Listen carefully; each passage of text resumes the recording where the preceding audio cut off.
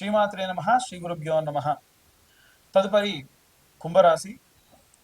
కుంభరాశి వారికి సంబంధించి మూడవ ఇంట, అంటే వీరి యొక్క రాశితో సహా మనం కౌంట్ చేస్తే మూడవ ఇంట ఈ యొక్క పంచగ్రహ కూటమి సంభవిస్తుంది. ఈ పంచగ్రహ కూటమికి సంబంధించి శని, వీరి రాశాధిపతి శని, సూర్యుడు, అలాగే ఏవైనా సరే ఈ యొక్క చంద్రుడు, బుధుడు, శని,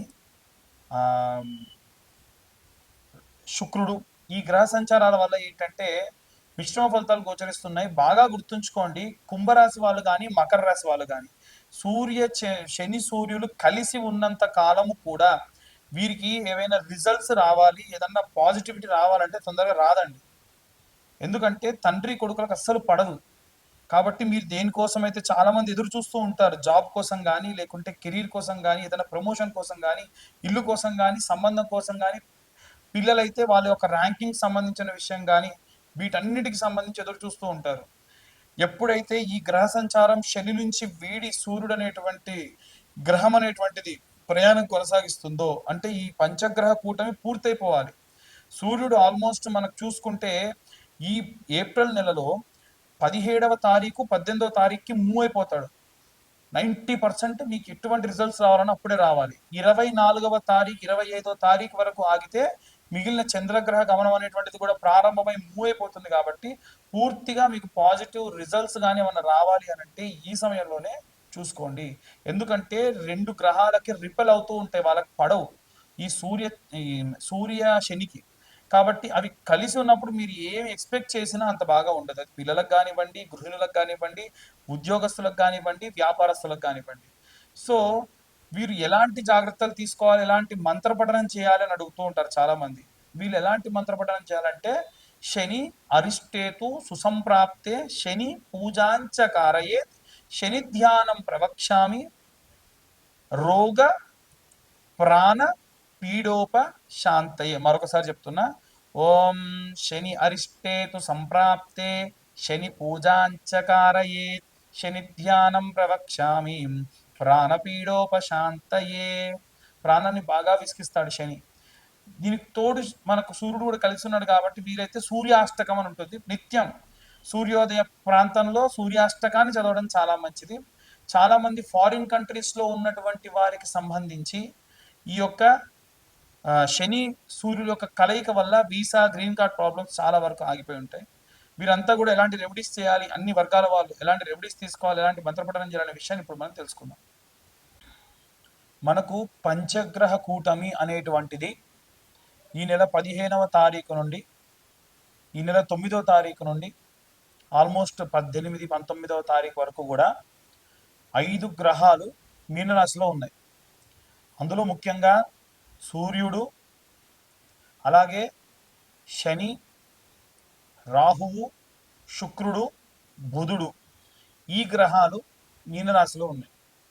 మీనరాశి వారికి ప్రత్యేకంగా, అంటే ఒక్క మీనరాశి వారికి వదిలేస్తే మిగిలిన అన్ని రాశుల వారికి కూడా చాలా విశేషమైనటువంటి ఈ యొక్క గ్రహ సంచారం అనేటువంటిది చాలా హెల్ప్ అవుతుంది. కొంతమందికి నో లాస్ నో ప్రాఫిట్గా కూడా ఉంటుంది. అసలు ఈ పంచగ్రహ కూటమి వల్ల ఏమవుతుంది, ఎలాంటి పరిస్థితులు నెలకొంటాయి అనేటువంటివన్నీ కూడా ఇప్పటిదాకా మనం మాట్లాడుకున్నాం. అయితే ఈ యొక్క పంచగ్రహ కూటమి 17వ తారీఖు పూర్తవుతుందో లేదో 25వ తారీఖు, అంటే సూర్య గమనం అనేటువంటిది ప్రారంభమవుతుంది. చంద్రుడు అనేటువంటి వాడు మళ్ళీ ఈ యొక్క మీనరాశిలోకి వస్తాడు, అంటే అప్పుడు మళ్ళీ పంచగ్రహ కూటమి ఉంటుంది. కానీ చంద్రుడు చాలా తొందరగా కదిలేటువంటి వాడు కాబట్టి ఒక 3 రోజుల పాటు ఈ యొక్క చంద్రుడు ఈ యొక్క మీనరాశిలోకి చేరడం అనేటువంటిది జరుగుతుంది. వాస్తవంగా మీనరాశిలోకి సూర్యుడున్నా, చంద్రుడున్నా, శుక్రుడున్నా, శని ఉన్నా ఎటువంటి నష్టం అనేటువంటిది ఉండదు. కేవలం ఇక్కడ పాపగ్రహ సంచారంలో భాగంగా శని కానీ రాహు కానీ ఉంటేనే ప్రాబ్లం. ఈ శని కానీ రాహు కానీ ఎవరైతే ఉన్నారో వారంతా కూడా మూవ్ అయిపోతున్నారు కాబట్టి అంతగా ఏమీ ఇబ్బంది లేదు. అయితే ఏమేం చేయాలి, అన్ని రాసుల వాళ్ళు ఎలాంటి రెమెడీస్ చేయాలి, ఎలాంటి మంత్రపఠనం చేసుకుంటే మంచిది అని అడుగుతూ ఉన్నారు. అందరికీ చెప్పేటువంటిది, కామన్గా చెప్పేటువంటిది ఒకటే ఏమిటంటే నవగ్రహ ప్రదక్షిణ. అందరు నవగ్రహాల గుడికి వెళ్తే 3 చేద్దామా, 4 చేద్దామా, 5 చేద్దామా, 10 చేద్దామా, 11 చేద్దామా అంటారు. అలా కాదండి. నవగ్రహ ప్రదక్షిణాలు చేస్తే 21 ప్రదక్షిణాలు చేయాలి. 21 ప్రదక్షిణాలు సవ్య దిశలో, ఒక 6 ప్రదక్షిణాలు అపసవ్య దిశలో చేయాలి. ఎందుకంటే ప్రతి గ్రహానికి 3 సార్లు ప్రదక్షిణ చేసినట్టు. అప్పుడు ఎన్నున్నాయి? 9 గ్రహాలు ఇంటూ 3 అంటే 27. ఇప్పుడు 27 గ్రహాల్లో కూడా ఈ యొక్క 7 గ్రహాలకు మాత్రమే 3 ప్రదక్షిణాలు చొప్పున చేసి, రాహుకేతువులు ఎప్పుడు కూడా యాంటీ క్లాక్ వైజ్ డైరెక్షన్లో తిరుగుతూ ఉంటారు. పాపగ్రహ సంచారం కదా, వాళ్ళు ఎప్పుడు రివర్స్ అనమాట. అంటే ముందు నుంచి కాకుండా వెనక నుంచి రావడము, ఏదైనా సరే కుడి చేత్తో కాకుండా ఎడమ చేత్తో చేయడం, ఇలాంటివి చేస్తూ ఉంటారు. కాబట్టి వీరికి మనం ప్రదక్షిణ కూడా అపసవ్య దిశలో చేయాలి. దీని వలన జాతక రీత్యా మనకు రాహుకేతువుల మధ్యలో వేరే ఏ గ్రహాలైన బంధనమై ఉన్నా, ఒకవేళ ఏ గ్రహాలైనా పాపగ్రహంతో కలిసి ఉన్నా, ఎటువంటి గ్రహాలైనా సరే ఈ యొక్క పాపగ్రహాలతో బంధనమై ఉండి కూడా మనకు నెగిటివ్ రిజల్ట్స్ ఇచ్చేటువంటి ఉంటే కూడా ఈ ప్రదక్షిణాలు చేయడం అనేటువంటిది కాస్త శక్తినిస్తుంది. చిన్నపిల్లల దగ్గర నుండి వృద్ధుల వరకు, అంటే చదువుకునే విద్యార్థులు కానీ, గృహిణులు కానీ, ఉద్యోగస్తులు కానీ, వ్యాపారస్తులు కానీ, విడివిడిగా ఏం లేదండి, అందరికీ కామన్గా ఒకే ఒక్క విషయం ఏమిటంటే, ఆదివారం నాడు పిరికెడు గోధుమలు ఒక తమలపాకు కానీ ఏదన్నా ఆకు డొప్పలో వేసి దానిపైన ₹1 బిల్ల నిలబెట్టి సూర్యగ్రహానికి నివేదన చేయండి. అదే గనక సూర్యగ్రహం నవగ్రహాల మధ్యలో ఉంటుంది. అదే మీరు చంద్రుడికి చేయాలంటే సోమవారం నాడు పిరికెడు బియ్యం తీసుకెళ్ళి ఒక ఆకుడొప్పలో వేసి, లేదా ఒడ్లుంటే ఒడ్లు తీసుకెళ్ళి ఆకుడొప్పలో వేసి చంద్రుడి దగ్గర పెట్టి ₹1 బిల్ల దాంట్లో నిలబెట్టండి. బెల్లం అనేటువంటిది నవగ్రహాలకి నివేదన చేస్తే చాలా మంచిది. ప్రతి ఒక్క గ్రహం దగ్గర ఇంత బెల్లం ముక్క పెట్టండి. ఇంతకు మించి మీరు నవగ్రహాలకు చేసేది ఏమీ లేదు. విగ్రహాలు అధికంగా తాకకుండా ఉంటే మంచిది. అలాగే కుజగ్రహం దగ్గరికి వెళ్తే కందులు కానీ, కందిపప్పు కానీ ఆకుడొప్పలో వేసి ₹1 బిల్ల పెట్టి ఒక బెల్లం ముక్క పెట్టి నివేదన చేయండి, చూపించండి, అంతే సరిపోతుంది. అలాగే బుధగ్రహానికి పూజ చేసినప్పుడు పెసర్లు, పిరికెడు పెసర్లు తీసుకొని ఆకుడొప్పలో లేదా తమలపాకులో వేసి ₹1 బిల్ల వేసి బుధగ్రహం ముందు పెట్టండి. అలాగే శనగలు తీసుకొని వెళ్ళి గురుగ్రహం ముందు పెట్టండి. అలాగే ₹1 బిల్ల, బెల్లం కామన్ అన్నిటికీ కూడా. శుక్రగ్రహం దగ్గరికి వెళ్తే బొబ్బెర్లు లేదా అల్చందలు అంటారండి. ఈ బొబ్బెర్లు తీసుకొని వెళ్ళి పిరికెడు బొబ్బెర్లు వేసి దాంట్లో ₹1 బిల్ల వేసి పెట్టండి. శనిగ్రహం దగ్గరికి వెళ్ళినప్పుడు మాత్రం విగ్రహాన్ని ఎట్టి పరిస్థితుల్లో ఆడవాళ్ళు తాకొద్దు, మగవాళ్ళు కూడా తాకుండా ఉంటే మంచిది. పిరికెడు నువ్వులు, దాంతోపాటు ₹1 బిల్ల, ఆ ₹1 బిల్ల కూడా వీలైతే స్టీల్, అంటే ₹1, ₹2 లాంటివి అయితేనే బెస్ట్. ₹5 పెట్టకండి.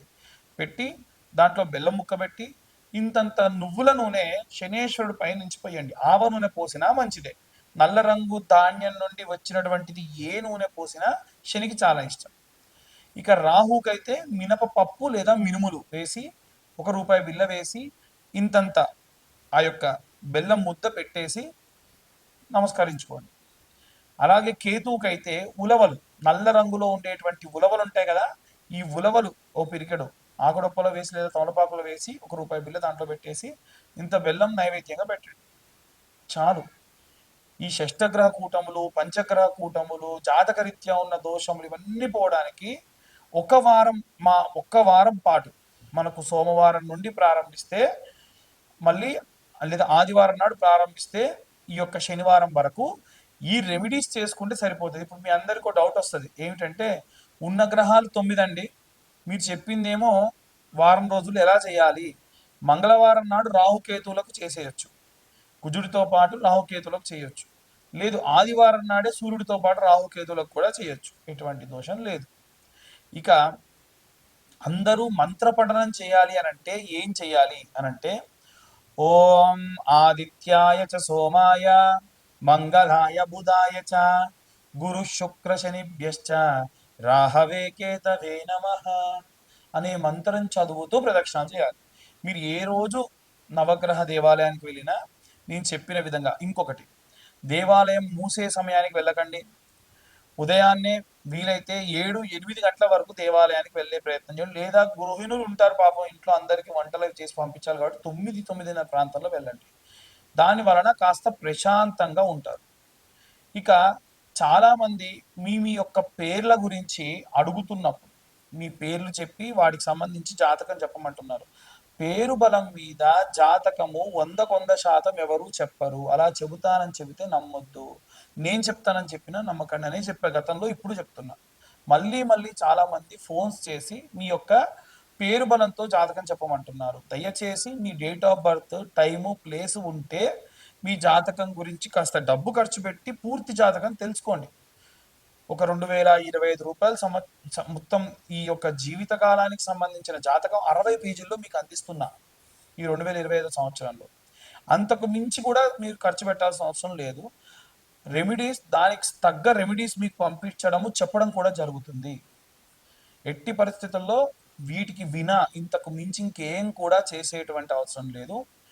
అందరూ కూడా జాగ్రత్తగా ఉండండి. మన వాతావరణము కూడా ఈసారి చాలా విపరీతంగా ఉంది. ఎండలు బాగా ఉన్నాయి. ఎండాకాలంలో వర్షాలు అప్పుడప్పుడు అధికంగా పడతా ఉంటాయి.